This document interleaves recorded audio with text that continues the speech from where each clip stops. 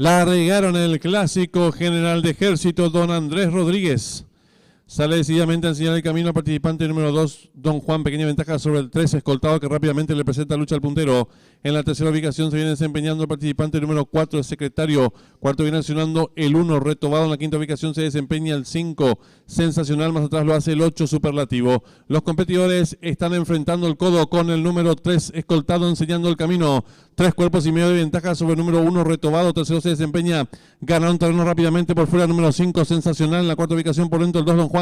Gana terreno por el lado exterior de la pista el competidor número 7. Más atrás viene accionando el 8, Superlativo. De los competidores del clásico general de ejército don Andrés Rodríguez están en la recta final. Últimos 400 metros para el disco número 3, escoltado, intenta la disparada, lo hace con 2 cuerpos de ventaja sobre el número 2, don Juan. Abierto se desempeña el participante número 5, Sensacional. Descuenta ya los últimos 250 metros para el disco número 3, escoltado, 2 cuerpos de ventaja sobre el número 5, Sensacional, que va resueltamente su búsqueda. Tercero lo hace el número 2, don Juan. Descuenta ya los últimos 150 metros para el disco, va a haber lucha en la delantera por dentro el número 3, escoltado, abierto lo hace el número 5, Sensacional. Últimos 50 metros finales, domina por fuera el 5, Sensacional, con Juan Figueredo.